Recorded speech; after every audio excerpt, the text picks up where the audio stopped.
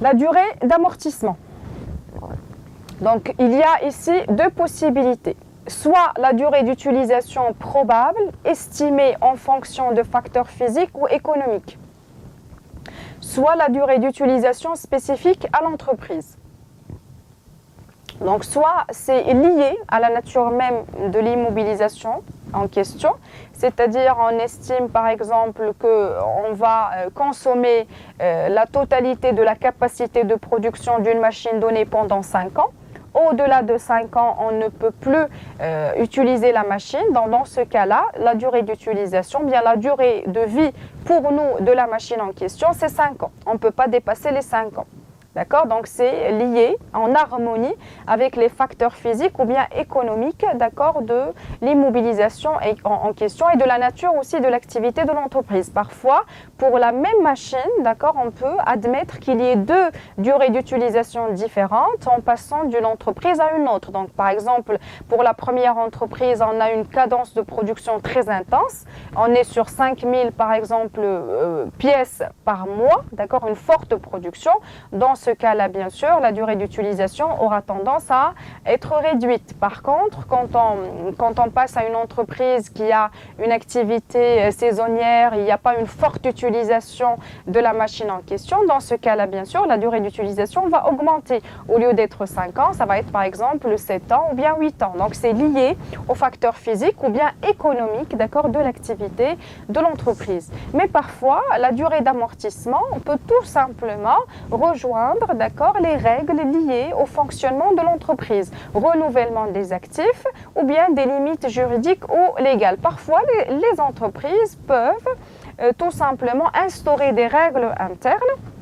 Et bien sûr, en vertu de ces règles-là, elle va renouveler ses actifs, par exemple, tous les 3 ans, tous les 4 ans, et ainsi de suite. Donc, ça fait partie un petit peu de ce que l'entreprise va fixer en interne comme règle, et ça n'a rien à voir avec l'essence économique ou bien la durée d'utilisation, la consommation réelle des actifs en question. Donc maintenant, la durée d'amortissement est très importante, il faut la chercher parce que c'est la base du calcul des amortissements. Donc ça va nous permettre de calculer ce qu'on appelle le taux d'amortissement. Donc le taux d'amortissement, c'est quoi? C'est un pourcentage qui se définit de la manière suivante, c'est 100 divisé par n.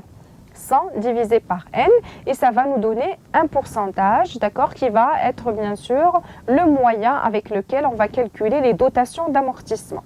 Mais il y a toujours dans la terminologie des amortissements l'annuité d'amortissement. Une annuité c'est quoi? C'est tout simplement ce que vous allez calculer chaque année. Annuité, ça vient de l'année, c'est-à-dire la constatation de la dotation annuelle. Chaque année, vous allez constater la charge, la dotation d'amortissement, et bien sûr, cela va constituer une annuité.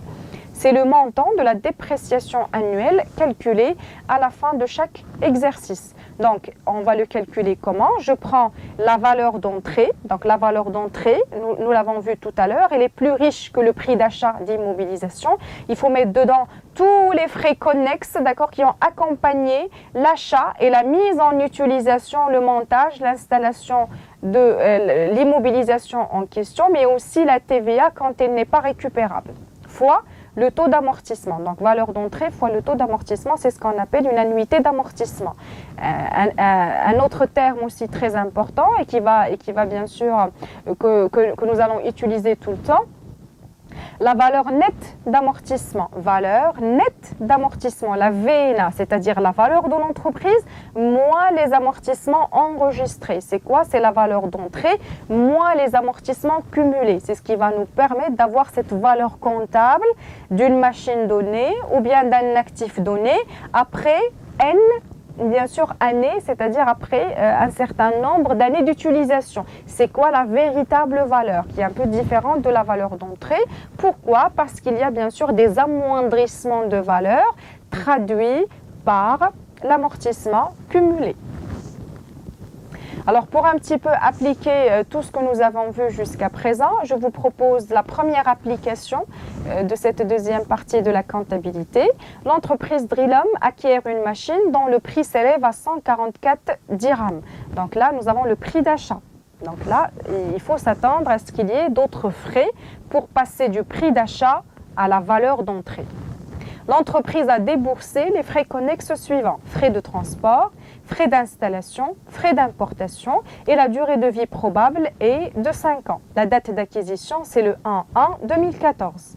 Et on nous demande de calculer la valeur d'entrée de la machine, calculer le taux d'amortissement, calculer la première annuité d'amortissement, calculer le cumul d'amortissement au 31/12/2015 et calculer la valeur nette d'amortissement au 31/12/2015. Donc c'est très simple. Nous avons acheté la machine le 1/1/2014. Nous avons le prix d'achat et bien sûr un certain nombre de frais connexes et on nous demande de calculer la valeur d'entrée.